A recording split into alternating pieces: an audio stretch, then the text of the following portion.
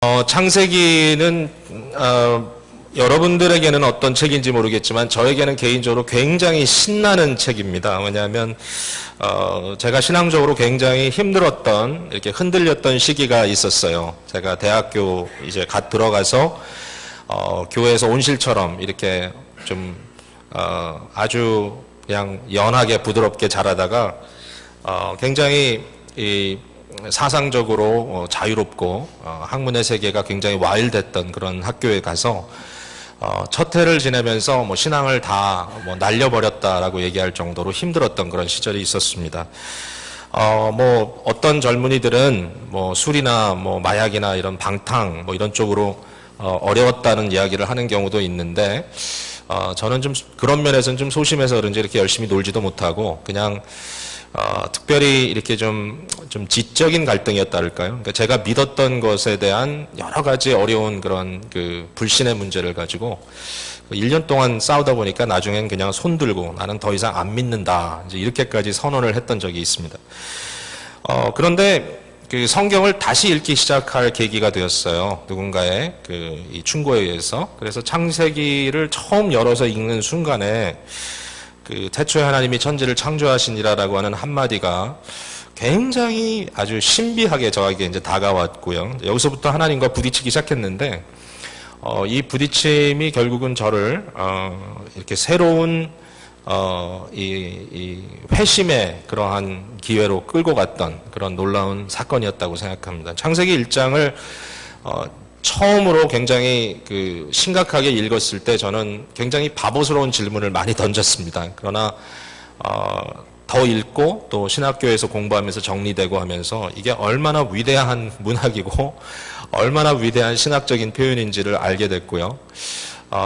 많은 분들이 이제 진화론이니 뭐니 이제 이런 문제를 가지고 창조론과 이렇게 대입해서 굉장히 갈등을 벌이시고 하시는데 진화론이라고 하는 것이 모든 생명체의 근원이 자연 발생이다라고 생각한다면 그건 당연히 성경에 위배되는 말입니다.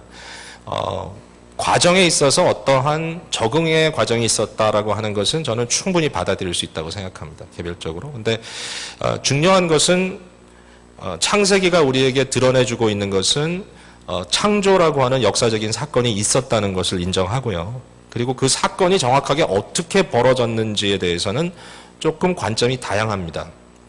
제가 어제 아침에도 말씀을 드렸지만 창세기 1장과 창세기 2장의 똑같은 창조에 대한 어카운트가 조금 순서적으로도 다르게 전개되어 있다. 그 이유가 뭐냐? 이게 이제 다른 거죠. 그래서 이 창세기 1장은 문학적으로 심지어는 시적으로 가장 중요하게는 신학적으로 아름답게 정립되어 있는 정말 놀라울 정도로 질서정연하고 아름다운 이 위대한 글입니다. 이 글이 성경 전체의 서론이기도 하고 우리에게 하나님에 대한 압도적인 예배의 자리로 우리를 이끌어가는 중요한 장이에요. 그래서 우리 교회 처음 오실 때 이제 멤버십 클래스를 하게 되면 첫사랑반에서 첫날 또는 둘째 날 다루는 구절 중에 하나가 창세기 1장 아닙니까? 자, 오늘은 인간의 창조에 대한 얘기를 좀 집중해서 얘기를 하고 싶은데요. 태초에 하나님이 천지를 창조했다. 하나님은 창조주이시다. 그리고 그 모든 것은 창조되었다. 하나님 외의 모든 것은 창조된 것입니다. 그 모든 것을 창조하신 이가 하나님이십니다. 그러니까 하나님은 창조주, 조물주시고 다른 것은 다 피조물입니다. 이것을 전제하지 않고서는 아무것도 안 돼요. 게임이 시작이 안 됩니다. 그러니까 이거는 반드시 우리 머릿속에 전제하고 시작해야 됩니다. 그러면 모든 것이 풀려나가기 시작합니다. 여러분 위대한 미술 작품이 있다고 한번 상상해 보십시오. 그 작품의 값어치가 엄청날 수 있습니다. 최근에 제가 아는 한 형제가 제가 어렸을 때 가르쳤던 형제인데 요새 뭐하고 사나 그랬더니 요새는 미술품을 판매한대요. 그래가지고 깜짝 놀랐습니다. 얼마짜리 그랬더니 최근에 100만 불짜리를 팔았다 그래서 이게 사실인지 거짓말인지 어쨌든 믿지 않을 이유는 없는데 그러나 정말 100만 불의 미술 작품이 팔렸다는 거예요. 그래서 야, 그거 대단하다 그랬어요.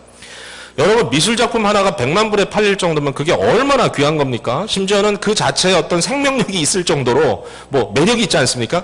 그러나 그럼에도 불구하고 이 창조된 창조물과 그것을 만들어낸 그 예술가 그 미술가의 존재적인 거리감이라고 하는 것은 이루 말할 수 없는 겁니다. 어떤 의미에서 보면 미술가가 더 초라해 보일 수 있습니다. 물론 뭐 하나님의 경우는 전혀 아니지만요. 이제 케이스를 얘기하자면 그가 병들었을 수도 있고요. 그가 좀 몸에 연약함을 지닐 수도 있고 또 여러 가지 면에서 좀 봤을 때 별로 그렇게 어트랙티브하지 않게 보일 수도 있어요. 그럼에도 불구하고 여러분 어떤 만들어진 작품과 그 작품을 만들어낸 그 예술가의 존재적인 거리라는 것을 우리가 인정하지 않으면 게임이 안 돼요. 처음부터. 그러니까 하나님에 대한 것도 마찬가지입니다. 하나님은 모든 것을 창조하신 조물주이시기 때문에 그의 존재적인 우월성에 대해서 우리가 인정하지 않으면 예배고 뭐고 되지가 않아요. 그게 굉장히 중요한 겁니다. 자, 그런데 모든 것이 하나님으로부터 시작됐고 창조되었다. 하나님은 창조주시고 절대자이시고 그는 언제 어디서부터 왔는지에 대한 이야기를 해야 할 필요조차 없는, 그러니까 하나님이 어디서 왔느냐, 그건 질문 자체가 형성되지 않는 그러한 완전한 절대적인 존재이신데 그분으로부터 모든 것이 나타났다면 이 피조된 모든 것들 중에 놀라운 일은 뭐냐면은 인간, 사람이라고 하는 존재들에 대해서 하나님은 독특한 관계를 형성해 주셨다고 하는 겁니다. 우리도 분명히 하나님이 만드신 존재입니다. 그죠? 하나님이 만든 존재입니다. 그런데 만들어진 우리들이 다른 피조물과는 견줄 수 없는 어떠한 특별한 하나님과의 아주 인격적인 관계 형성 속으로 들어갈 수 있도록 우리를 만들어 주셨다라고 하는 것이 굉장히 중요한 창세기 1장의 이 포인트라고 볼 수 있습니다. 자, 오늘 이 말씀 속에 우리가 발견하는 것은 사람은 하나님의 형상대로 그의 모양 따라 지음을 받았다라고 하는 것이죠. 하나님의 형상에 따라, 하나님의 모양에 따라 지음받았다. 자, 그 의미가 무엇인지는 잠시 후에 생각해 보기로 하고요. 이게 과연 무슨 말씀인가? 이제 여기에 대해서 좀 비교하는 부분이 좀 필요할 것 같아요. 자, 하나님께서 천지를 창조하실 때 창세기 1장 2절에 땅이 혼돈하고 공허했다. 그러니까 땅이 지금 틀이 없고 텅 비어 있었다 하죠. 혼돈과 공허. 이 두 가지의 상태를 극복하는 창조의 모습으로 그림을 팍팍팍팍 그려줍니다. 첫째 날 첫 번째 프레임의 그림은 하나님께서 틀이 없었던 이 현실 속에 틀을 만드시는데 빛과 어두움의 틀을 만드시고, 둘째 날에는 대기, 하늘과 바다의 물을 나누시는 틀을 만드시고, 하늘과 바다. 그 다음에 셋째 날에는 물 가운데서 땅이 드러나는 땅이라는 틀을 만드십니다. 그게 1, 2, 3 프레임입니다. 그 다음에 네 번째 프레임에 팡 터지면서 나오는 게 뭐냐면 첫 번째 프레임이라고 하는 공간 속에 주관자들을 채우십니다. 해와 달과 별. 둘째 날과 매치되는 것은 다섯째 날이죠. 팡 터지고 보니까 거기 안에 하늘을 날아다니는 새들과 바다를 가득 채운 물고기들이 나타납니다. 막 이 공간들이 채워지는 거죠.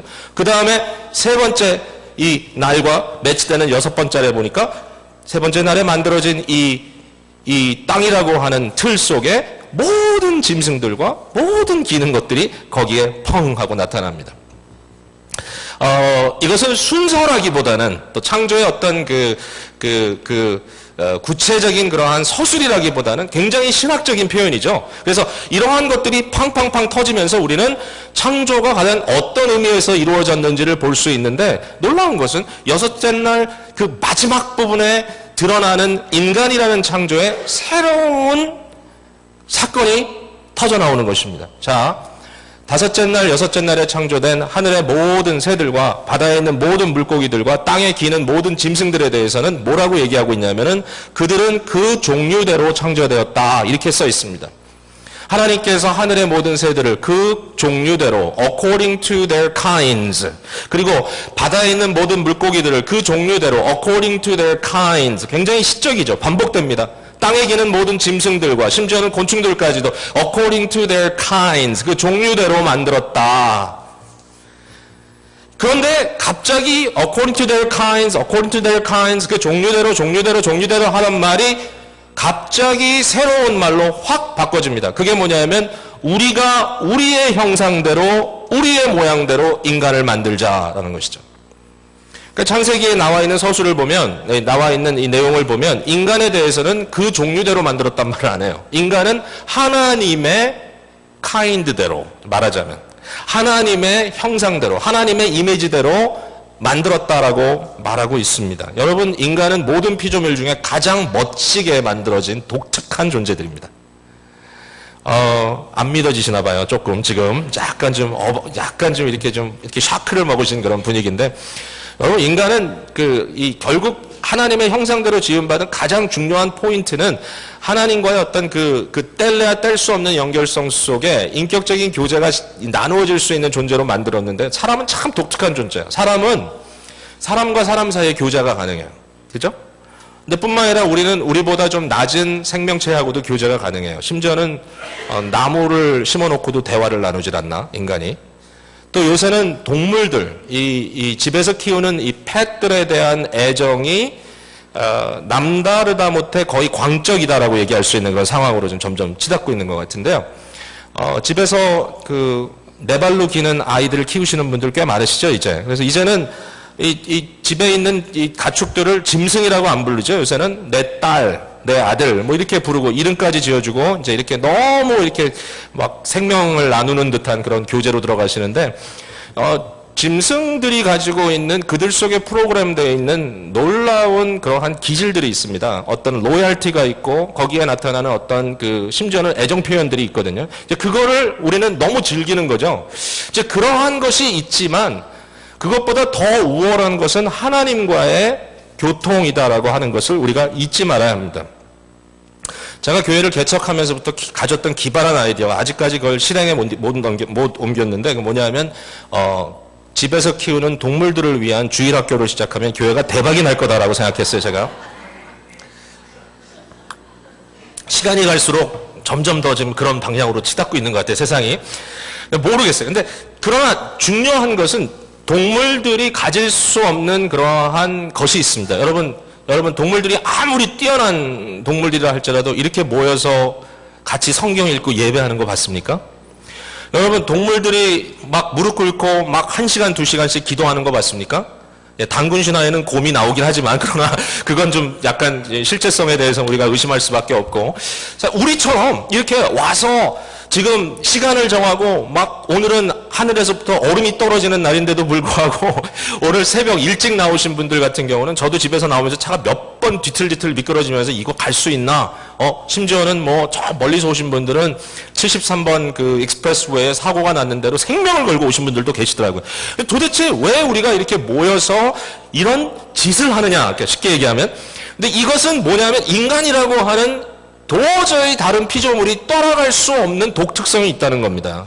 우리는 다 의지가 있는 존재들이잖아요. 우리는 하늘의 별이나 달, 해처럼 일정한 세트되어 있는 프로그램에 따라 돌아가고 있는 그러한 존재들이 아니잖아요. 우리 나름대로의 어떤 의지력이 발휘되잖아요. 그럼에도 불구하고 끊임없이 하나님에 대한 갈망이 우리 속에 있는 거예요. 인간은 이것을 충족시키지 못하면 번민스럽고 마음에 공허감이 옵니다. 인간의 본질입니다, 여러분. 하나님 우리를 이렇게 만드셨어요. 너무 놀랍지 않습니까? 자, 하나님의 형상으로 지음받은 것에 대해서 우리는 어떻게 설명할 수 있을까? 몇 가지로 한번 설명해 볼게요.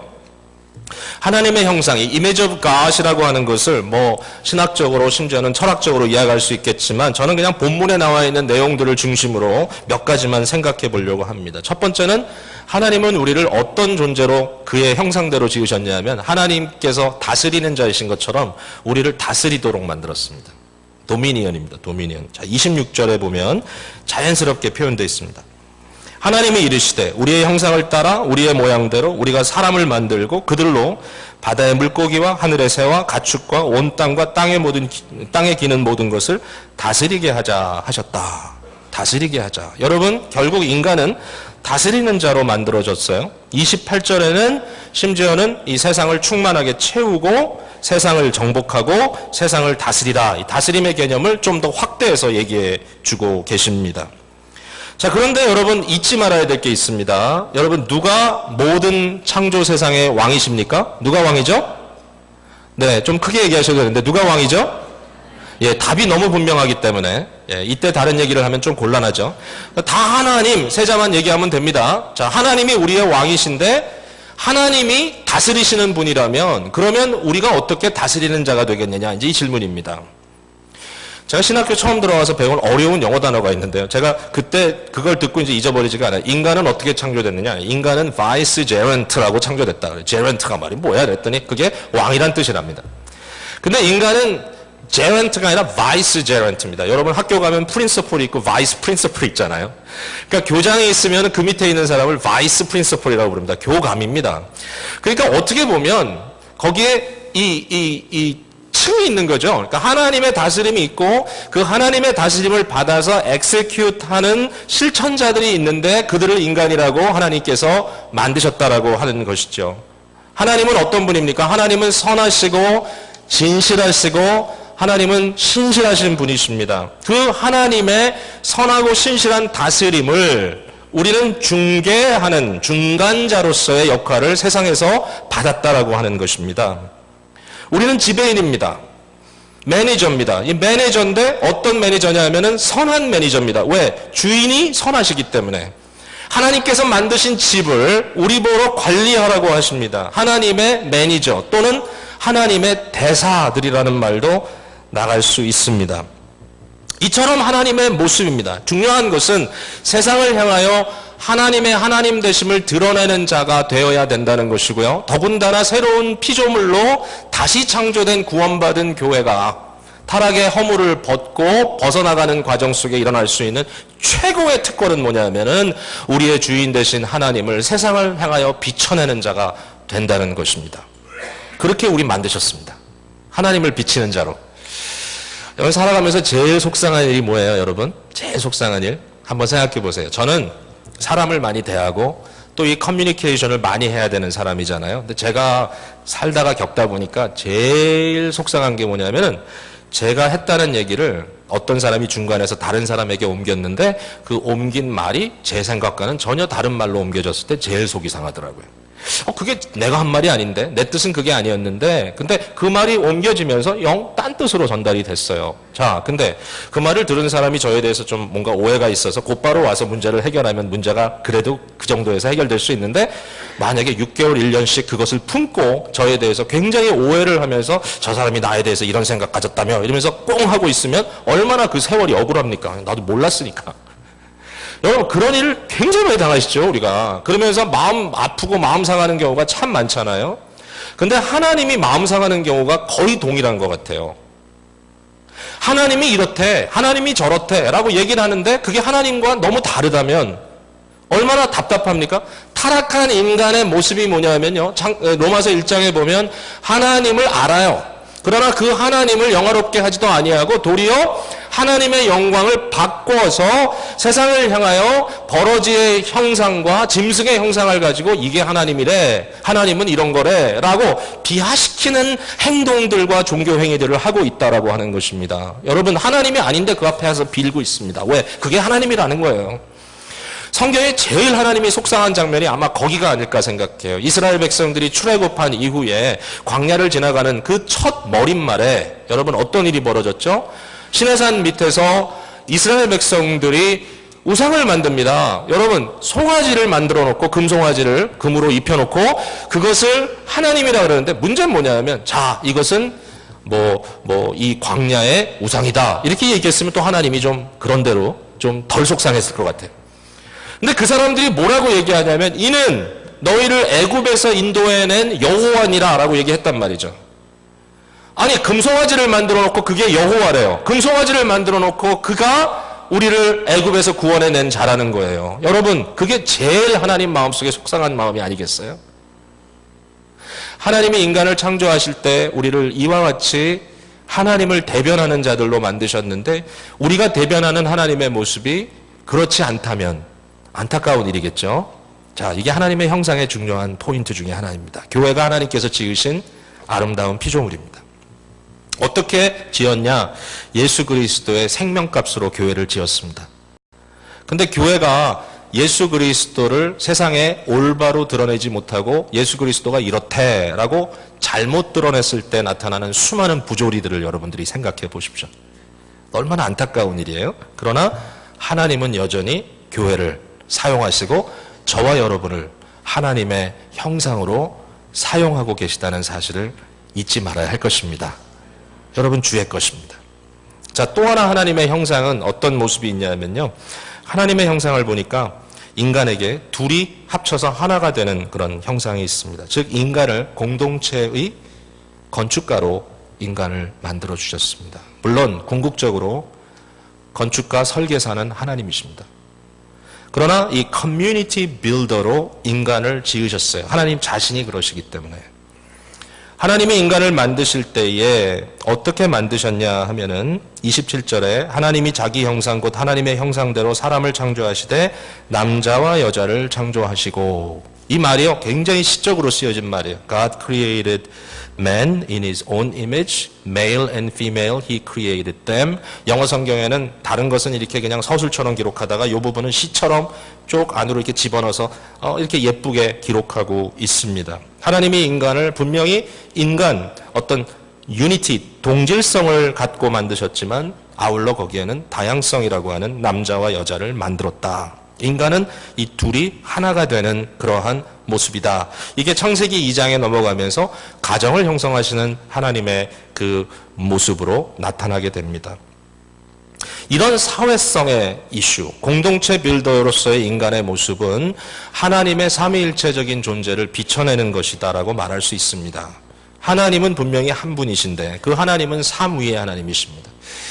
이 삼위 하나님이 한 분이라는 것은 성부 아버지와 성자 예수님과의 거리가 그 분명히 어떤 독특성을 가지고 있는 그 person임에도 불구하고 거기에 그 사랑의 완벽함, 교통의 완벽함, 교제의 완성도, 그 서로 나누고 있는 그 엄청난 인격적인 에너지의 그 충만함이 둘이 아니라 하나로 만드는 이러한 역사라는 것이죠. 그러니까 우리가 신비를 다 이해할 수는 없지만 이 삼위일체 하나님의 완벽한 공동체성, 공동체죠. 커뮤니티, 합쳐서 하나가 된다. 이러한 것을 인간의 삶 속에도 부어넣어 주셔서 그것을 그려낼 수 있도록 만들어 주셨다고 하는 것입니다. 여러분, 인간의 사회성이 굉장히 독특하지 않습니까?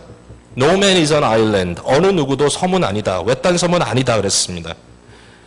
우리에게는 분명히 연결된 관계들이 있고 있어야만 합니다. 육체적으로도 그렇죠. 우리에게는 부모가 있으니까 태어났고 또 우리로 인하여 태어난 자녀들도 있습니다. 뿐만 아니라 인생을 살아가면서 맺어가는 부부의 관계가 있고 친구의 관계가 있고 여러 가지 인연들이 있습니다. 여러분, 이런 관계를 맺어가는데 서로 여럿이 있다고 해서 자연스럽게 공동체가 되는 것은 아니죠. 공동체가 되기 위해서는 거기에는 공동체적 언약이라고 하는 관계 맺음이 반드시 있어야만 합니다. 하나님이 인간을 지으시고도 그 안에 언약적인 관계를 맺으셨습니다. 이 언약이라는 말은 약속된 관계인데요. 생명을 맺는 관계인데요. 언약이 끊어지는 것은 누가 죽어야 됩니다. 결국 생명으로 보장된 커밋되어 있는, 헌신되어 있는 관계성을 언약이라고 얘기합니다. 이 말은 절대로 잊지 마세요. 성경을 이해하기 위해서 절대적으로 필요한 개념이니까. 하나님께서 한 남자와 한 여자를 결혼으로 맺어줍니다. 언약입니다. 언약. 죽을 때까지 사랑하겠다라고 서약합니다. 세상 사람들도. 그걸 지키지 못하는 게 이제 문제긴 한데, 그러나 거기에 중요한 개념은 언약이거든요. 생명이 파괴될 때까지 언약으로 지켜나가겠다라고 하는 것인데, 자, 중요한 것은 사람들이요, 이 언약을 지켜나갈 때 놀라운 일들이 벌어져요. 한 사람이 도저히 할 수 없는 일들을 둘이 해내고요. 둘이 할 수 없는 일을 셋, 넷이 해냅니다. 그리고 공동체가 해냅니다. 도저히 한두 사람의 힘으로서는 할 수 없는 역사가 일어납니다. 저는 기쁨의 교회를 이렇게 둘러보면서 결국 성도님들의 공동체인데요. 제가 뭐 그런 생각 가끔 해봐요. 도대체 오늘까지 어떻게 왔느냐. 물론 뭐 이런 일도 있고 저런 일도 있고 뭐 지금 어떤 뭐 형편에 대해 뭐 고민하는 일도 있고 박핵 문제도 있고 이것도 어떻게 하면 좀 이 멘탈리티를 바꿀 수 있느냐 이런 고민들도 하지만, 그러나 한 가지 놀라운 건 뭐냐면 어쨌든 우리가 이러한 예배하는 공동체를 이루고 어쨌든 2014년 1월 첫째 주일 1월 5일에 함께 모여서 이 삼부 예배를 드리면서 우리가 지금 엮어 있다는 사실이 나 혼자서는 도저히 할 수 없는 일이에요. 여러분, 혼자서는 일 못해요. 혼자 드리는 예배가 아니에요. 여러분이 같이 있다는 것이 너무 귀한 거예요. 이럴 때는 이제 할렐루야 좀 이렇게 나와야 되는데 역시 좀 훈련이 부족해요. 한 사람만 애쓰고 다른 사람은 짐이 돼서는 안 돼요. 언약의 관계는. 이게 또 하나님의 형상대로 보여주는 거예요. 여러분 결혼 생활에 있어서도 결혼의 성공의 비결이 있다면, 물론 다 성공해야 되는데 그 비결이 있다면 한 사람이 짐을 지고 다른 사람이 계속 라이빌리티가 되면 안 돼요. 서로 계속 같이 가야 돼요. 어떻게 하든지 가야 돼요. 나는 힘이 없다 그래도 가야 돼요. 그리고 뭔가 내가 할 수 있는 부분에 대해서 커밋해야 돼요. 그렇지 않으면 형성이 안 돼요. 이 커밋멘트의 문제는 그런 거 아니겠습니까? 언약이라는 것은 손을 마주쳐야 소리가 나는 것이고, 영어에 그런 표현이 있죠. It takes two to tango. 탱고 춤을 추려면 둘이 춰야지 혼자 추면 되겠냐? 그러니까 서로 커밋돼서 서로의 역할을 같이 가주는 것이 공동체를 만들어가는 사람들의 모습입니다. 절대로 한쪽에선 끌어당기고 저쪽에선 계속 밀어내칠 수는 없어요. 여러분 어느 누구도 이 자리에 있는 어느 사람도 혼자서는 안 됩니다. 혼자여서는 안 돼요. 여러분이 심지어는 가정에서 어떠한 과정을 통해서 뭐 남편 아내와 사별을 했든지 아니면 여러 가지 좀 불상사가 일어나서 헤어졌다 할지라도 나 혼자다, 나 혼자밖에 없다, 그런 생각은 빨리 버려야 됩니다. 여러분 혼자여서는 안 돼요. 인간은 그렇게 만들어진 존재가 아니에요. 담을 허물어야 돼요. 그리고 힘들고 어려워도 관계를 맺어야 되고 서로 같이 커밋할 수 있는 인격체들을 만나야만 해요. 그러지 않고서는 우린 공허해요. 이거는 100% true예요. 100% true. 이 문제가 어려워요. 나는 외롭다. 나는 외롭다. 맞습니다. 그 외로움의 가장 근본적인 외로움은 하나님과의 관계가 깨어져 있는 겁니다. 그러나 그것뿐만 아니라 하나님은 우리를 인간 공동체 속에 들어가는 공동체 빌더로 만들었습니다. 나는 피동적인 자만이 아닙니다. 나는 능동적인 자로서 공동체를 맺어가는 일에 커밋함으로써 나의 역할을 거기에 집어넣음으로써 만족을 누리는 존재로 만들었다는 것입니다. 여러분 함께 무엇을 했을 때 보람이라는 것은 이루 말할 수 없습니다. 여러분. 뿌듯합니다. 네? 저희 식구 뭐 이제 같이 모이면 뭐 큰 숫자가 아니지만 같이 모여서 얼굴 보면서 서로 뭐 해먹고 같이 뭐 하고 이러면 그 자체가 뭐예요? 뿌듯함이에요. 뿌듯함. 뭔가 나 혼자서는 도저히 느낄 수 없는 뿌듯함이 그 안에서 나타납니다. 교회가 뿌듯한 거예요. 오늘 아침부터 저는 뿌듯해요. 여러분 보는 것이. 교회에서 와서 느끼는 게 뿌듯함이에요. 마음속에 야 같이 있구나. 같이 애쓰는구나. 같이 노력하는구나. 막 빗방울이 떨어지는데도 막 하나씩 쓰고 나가가지고 막 차 움직이고 셔를 운전하고 뭔가 거기에 뿌듯함이 드러나는 거예요. 같이 하는 거구나. 이게 공동체를 밀다 하는 인간의 하나님의 형상을 빚어내는 또는 비춰내는 모습이라고 하는 것입니다. 할 얘기가 많은데 넘어갈게요. 세 번째, 이제 마지막입니다. 적어도 오늘 본문 속에서 나타나는 하나님의 형상은 이런 것 같아요. 인간은 하나님의 형상에 따라 생각하는 존재로 만들어졌다는 거예요. 인간은 사고하는 존재이다. 인간은 상황을 보고 그것을 생각으로 반영할 수 있는 존재이다라고 하는 겁니다. 인간은 thinking being입니다. reflective being. 이게 왜 중요한가 하면요. 굉장히 중요한 거예요. 왜냐하면 인간의 독특함이 이게.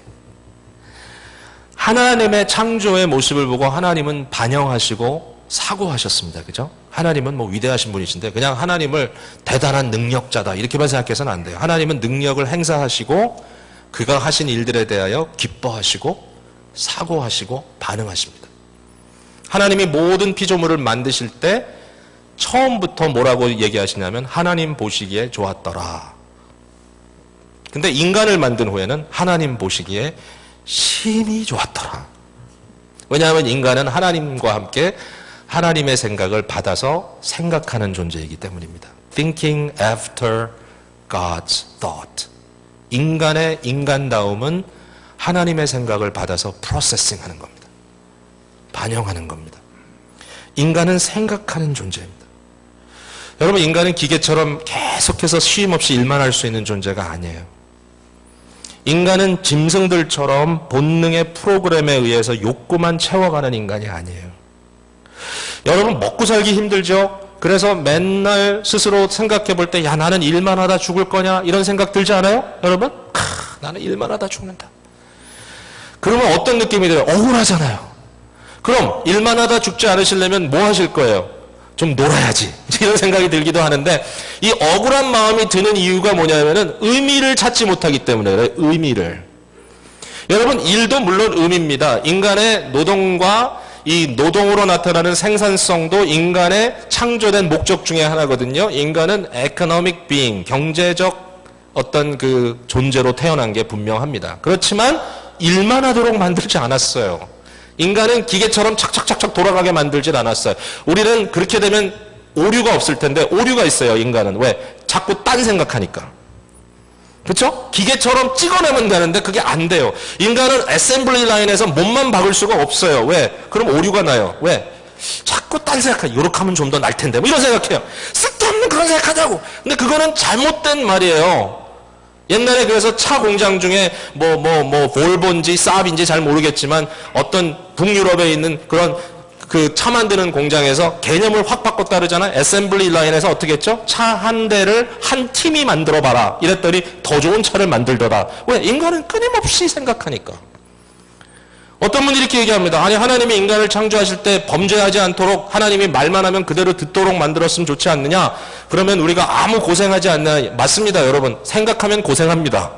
생각이 많아서 고생한다니까요, 우리가. 그렇지만 고생하도록 만들어 놓으셨어요, 우리를. 왜? 로봇가 아니에요. 기계가 아니에요. 우리는 인격체예요. 그래야 거기에서 반응이라는 것이 나오는 거예요, 사고가. 인간은 생각하는 존재예요. 하나님이 인간을 만드시고 첫 번째 한 게 뭐냐면 안식을 제정하셨습니다. 안식. 안식은 뭔지 아시죠? 안식은 여러 가지 의미가 있지만 중요한 건 뭐냐면 멈춤이에요. 스탑이에요. 스탑. 공장이 돌아가도 스탑. 일만 줄기차게 하다가 스탑. 어느 순간에 멈춥니다. 멈춰서 뭐 생각하죠? 내가 왜 이 일을 하고 있나? 그거 생각하는 거예요. 멈춰서 뭐 생각하죠? 내가 왜 이런 느낌을 갖고 있나? 생각하는 거예요. 내가 왜 이 사람을 사랑하나? 한번 생각해 보는 거예요. 멈춰서 생각하되 가장 중요한 생각은 뭐냐면 우리를 창조하신 하나님을 향하여 그분을 예배할 자로 여기는 생각. 바로 하나님을 경배하는 그 일이 안식의 의미라고 말할 수 있습니다. 이것이 인간의 독특성입니다. 하나님께서 만드신 창조의 조화와 그 품위, 그것을 바라보면서 하나님이 이런 분이구나, 하나님이 저런 분이구나, 또 말씀을 통하여 계시를 통하여 내 안에 역사하시는 성령의 은혜를 체험하면서 끊임없이 생각하고 고민하고 또 발전시켜 나가는 인간의 모습. 인간은 문제에 봉착했을 때 주저앉지 않습니다. 인간은 생각합니다. 우리가 힘들고 어려울 때 기질이 또 특별한 사람들도 있지만 대부분의 사람들은 푹 주저앉아가지고 나 여기서 스탑할래, 그만할래. 아닙니다. 여러분, 인격을 잃어간다는 것은 포기한다는 것입니다. 포기하지 않는 인간, 놀라운 거죠. 날씨가 계속 안 좋고 겨울이 되니까 그냥 계속 안 좋고 그냥 파킹 어떻게 할 수도 없고 막 사람들이 힘들어하고 어떡할까. 좀 말도 안 되는 것 같지만 주일날 5시간 셔틀 돌리자. 여러분 이게 말이 됩니까? 그러나 해보는 거예요. 많은 분들이 이렇게 했어요. 우리 EM도 그렇게 했어요. 우리 찬양대도 그렇게 했어요. 해보는 거예요. 도전하는 거예요. 변화시켜보는 거예요. 생각해보는 거예요. 고민해보는 거예요. 그게 인간의 모습이죠. 놀라운 하나님의 역사. 여기에 이제 한 가지 제가 꼭 여러분께 다짐하고 싶은 것은 이겁니다.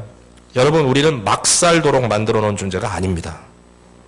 우리는 하나님의 생각을 따라 생각하는 존재이고, 그러므로 하나님의 형상으로 이 세상에 하나님을 드러내는 삶을 위하여 헌신돼야 되는 위대한 존재인 것을 꼭 기억해 주시기를 바랍니다. 말씀을 맺겠습니다. 이제 결론을 내릴 때 제가 이 생각이 들었어요. 예수님께서 이 땅에 오셔서 사역하실 때 어떤 사람들이 와서 예수님을 시험하기 위해서 이런 질문을 합니다. 예수님, 가이사에게 세금을 바치는 것이 옳습니까? 이거 아주 험난한 질문입니다. 아주 계산된 질문입니다. 왜냐하면 만약에 예수님께서 세금 내는 게 옳다라고 그냥 한마디 얘기하시면 예수님을 따라가던 수많은 백성들, 유대인들이 실망하게 될 겁니다. 당연히. 왜냐하면 유대인들은 지금 잘못된 세금 제도 아래서 아주 뼈를 깎는 어려운 경제 생활을 하고 있습니다. 로마가 정복하고 있으니까요. 그냥 정복자에게 세금 내라. 네, 세금 내라. 그러면 어떻게 되죠? 한국식으로 얘기하면 하루아침에 친일파가 되는 겁니다. 이 무서운 거예요. 이 친일파. 그럼 끝나잖아요. 예수님이 갑자기 친로마파네? 이러면 다 끝나는 거예요. 자, 그런데 만약의 경우에 예수님께서 그것을 고려하시다가 세금을 내지 말아라. 그럼 그 다음부터 뭐가 되냐면은 정치범이 되는 거예요. 그럼 잡혀가요. 죽여도 돼요. 이러한 아주 애매모호한 상황 속에서 예수님께 그 질문을 던졌어요. 근데 예수님께서 그 질문을 받으신 후에 뭐라고 답을 하신지 여러분 기억나시죠? 동전을 하나 가져와 봐라 그랬습니다. 로마 화폐 데나리어스를 가져왔습니다. 이 데나리온을 가지고 왔는데 예수님이 질문합니다. 그 동전에 새겨진 형상과 그 글이 누구의 것이냐라고 질문을 합니다. 당시에 로마 이 동전에는 황제의 두상이 새겨져 있었고 황제의 사인이 반면에 새겨져 있었답니다. 가이사의 것입니다.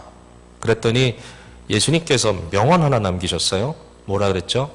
가이사의 것은 가이사에게 주고 하나님의 것은 하나님께 드려라. 근데 거기서 딱 대화가 끝나요. 제가 처음에 성경 읽을 때는 그래? 그런데 이게 무슨 말이지? 뭐 멋은 있는데 정확하게 무슨 말인지 잘 모르겠단 말이죠. 근데 이제 이걸 앞뒤좌우 맞춰보니까 당시에 모든 유대인들의 마음속에 잊을 수 없는 그들에게 박혀져 있는 생각이 있어요. 그 뭐죠? 우리는 하나님의 형상으로 지음받았다. 하나님의 형상이 우리에게 있다. 이거잖아요. 너희 손에 로마 화폐가 쥐어져 있지. 그러나 너희를 쥐고 있는 것은 하나님이야. 돈은 돈대로 갈 때가 있겠지. 그러나 너희의 삶은 송두리째 하나님께 드려라. Give to God what belongs to God. 여러분, 저와 여러분은 하나님의 형상대로 지음받은 존재이기 때문에 우리는 하나님의 것이고요. 하나님의 마스터피스입니다. 근데 여기 한 가지 중요한 포인트가 있어요. 그게 뭐죠? 아무리 훌륭한 마스터피스라도요, 누구의 손에 잡혀 있느냐에 따라서 그 효력이 달라집니다. 아무리 값비싼 첼로를 들고 있어도 제가 들고 있으면 아무 소용이 없습니다. 근데 YJ 초이라는 분이 한 분 계시거든요. 그분이 그것을 딱 쥐면 멋진 소리가 납니다. 여러분, 우리가 하나님의 마스터피스임이 분명하지만요, 우리가 누구의 손에 쥐어 있느냐에 따라서 우리는 어떠한 상황이 될런지 아주 달라요. 안타깝게도 죄와 타협하여 타락한 인간들은 너무나 많은 순간 마귀와 자기의 죄악된 소욕에 사로잡혀서 살아가요. 위대합니다. 뛰어납니다. 브릴리언합니다. 지혜가 넘쳐납니다. 은사가 끼가 넘쳐납니다. 그러나 그 모든 것들이 그들을 파멸시킵니다. 그러나 하나님의 손에 붙들린 아름다운 마스터피스는 하나님의 영광을 위하여 아름답게 드려질 수 있습니다. 저와 여러분이 오늘 하나님께 쓰임받고 드려지겠다고 하는 욕망을 갖게 되시기를 바라고요. 마음속에 주의 기쁨을 위하여 이제 다시 한번 매진하시는 새해가 되었으면 좋겠습니다. 기도하겠습니다.